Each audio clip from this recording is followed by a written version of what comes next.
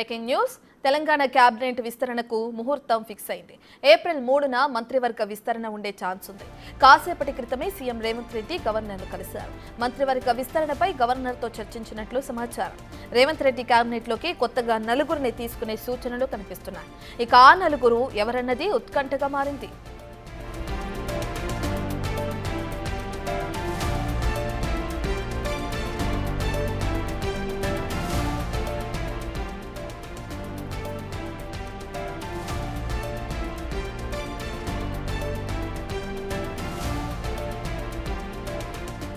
ఇక తెలంగాణ క్యాబినెట్ విస్తరణకు ముహూర్తం ఫిక్స్ అయినట్లు కనిపిస్తుంది. దీనికి సంబంధించిన పూర్తి డీటెయిల్స్ అందించడానికి మా ప్రతినిధి హేమ లైవ్ లో జాయిన్ అవుతున్నారు. హేమ, ఏప్రిల్ 3న మంత్రివర్గ విస్తరణ ఉండే ఛాన్స్ ఉందంటున్నారు.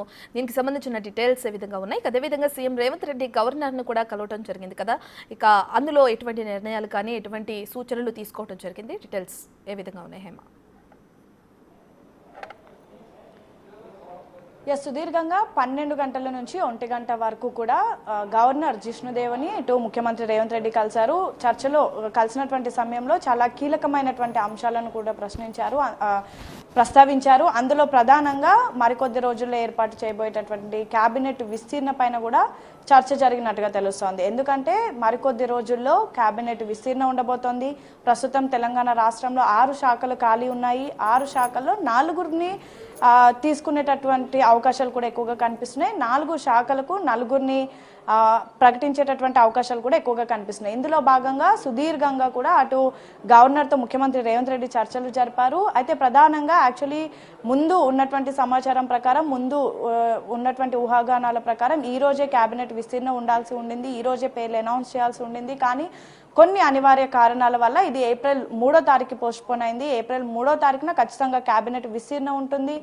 4 పేర్లు కూడా హైకమాండ్ అనౌన్స్ చేస్తుంది అని అయితే ప్రధానంగా ప్రస్తుతం కాంగ్రెస్ పార్టీలు వినిపిస్తున్నటువంటి చర్చలు. అయితే ఇందులో భాగంగా అన్ని సామాజిక వర్గాలకు కూడా న్యాయం చేకూర్చే విధంగా కేబినెట్ విస్తీర్ణలో స్థానం ఉండబోతున్నట్టుగా తెలుస్తోంది. అందులో ప్రధానంగా మనకి అద్దంకి దయాకర్ పేరు కానివ్వండి, విజయశాంతి పేరు కానివ్వండి, రాజగోపాల్ రెడ్డి పేరు కానివ్వండి, ప్రేమ్ సాగర్ పేరు కానివ్వండి, గడ్డం వివేక్ పేరు కానివ్వండి, ఇలా అనేక పేర్లు కూడా వినిపిస్తున్నాయి. అయితే వీళ్ళలో ఆ 4 ఎవరు అంటూ మాత్రం యావత్ రాష్ట్రంతో పాటు యావత్ కాంగ్రెస్ శ్రేణులు కూడా ఎదురు చూస్తున్నారు. ఎమ్మెల్యేలు అందరూ కూడా ఉత్కంఠతో ఎదురు చూస్తూ ఉన్నారు. మాకు అవకాశం ఉంటుందా, మాకు అవకాశం ఉంటుందా అని. ఎవరికి తోచిన విధంగా వాళ్ళు ఢిల్లీలో ప్రస్తుతం లాబింగ్ కూడా చేసుకుంటున్నారు. వాళ్ళకు ఉన్నటువంటి బలబలాలు ఏంటి, వాళ్ళకు ఉన్నటువంటి సామాజిక వర్గం ఏంటి, వాళ్ళకు ఉన్నటువంటి పూర్తి ఏదైతే ఎంటైర్ వాళ్ళకు ఉన్నటువంటి బలాన్ని కూడా చూపించుకునేటటువంటి ప్రయత్నం చేస్తున్నారు. రీసెంట్ డేస్లో మనం చూసుకుంటే అటు ఎస్సీ సామాజిక వర్గానికి సంబంధించి మాదిక సంఘాలంతా కూడా వెళ్ళి నేరుగా హైకమాండ్కి ఒక లెటర్ రాశారు, రాష్ట్ర నాయకత్వానికి ఒక లెటర్ రాశారు. ఆ లెటర్లో ప్రధానంగా పేర్కొంది ఏంటంటే రాష్ట్రంలో తమ బలం ఎక్కువ ఉందని, తమకు క్యాబినెట్లో అవకాశం కల్పించాలని కూడా కోరారు. సేమ్ టైం రీసెంట్గా జరిగినటువంటి బీసీ కులగణనలో రాష్ట్ర వ్యాప్తంగా కూడా బీసీ జనాలు ఎక్కువగా ఉన్నారు. సో క్యాబినెట్లో బీసీలకు ఒక స్థానం కల్పిస్తే ఖచ్చితంగా తెలంగాణ రాష్ట్ర ప్రజలందరూ కూడా ఎవరైతే అందరు కూడా హ్యాపీగా ఫీల్ అవుతారు అండ్ వాళ్ళకు ఒక మంచి మెసేజ్ కూడా పాస్ అవుతుంది అంటూ కూడా బీసీకి సంబంధించినటువంటి నాయకులు చెప్తున్నటువంటి పరిస్థితి. సేమ్ టైం అటు ప్రతిపక్షాలు ప్రధానంగా బీఆర్ఎస్ కానివ్వండి, బీజేపీ కానివ్వండి, మైనారిటీల పైన కాంగ్రెస్ ప్రభుత్వం చిన్న చూపు చూపిస్తుంది.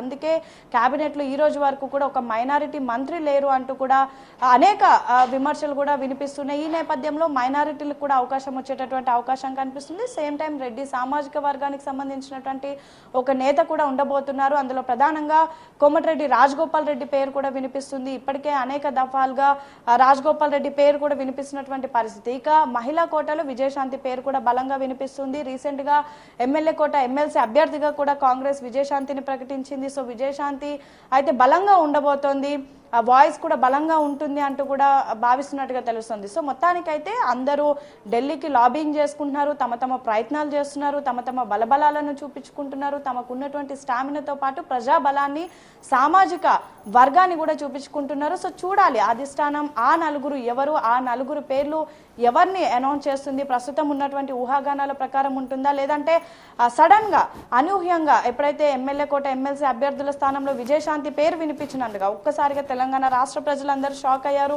ఆ విధంగా ఎవరైనా కొత్త పేర్లు తెరపైకి వస్తాయనేది అయితే చూడాలి. సో మొత్తానికైతే ఈరోజు తెలుగువారి పంచాంగం ప్రారంభమవుతుంది. ఈరోజు శుభకార్యాలకు చాలా మంచి రోజుగా భావిస్తారు. సో ఈ రోజు మొత్తానికి కేబినెట్ పైన ఒక డిస్కషన్ అయినట్టుగా తెలుస్తూ ఉంది. సో చూడాలి ఏప్రిల్ 3వ తారీఖు ఏ పేర్లు అనౌన్స్ చేస్తారు. మొదటిగా పేర్లు అనౌన్స్ చేసి తర్వాత ప్రమాణ స్వీకారం చేసిన తర్వాత పోర్టుపోలియోలు ఇచ్చేటటువంటి అవకాశాలు కూడా కనిపిస్తున్నాయి. సో మొత్తానికైతే రేవంత్ రెడ్డి క్యాబినెట్లోకి మరొక 4 మంత్రులు రాబోతున్నారు. ఆ 4 ఎవరో తెలుసుకోవాలంటే కొద్ది రోజులు వేచి చూడాల్సిందే. Right, thank you Hema.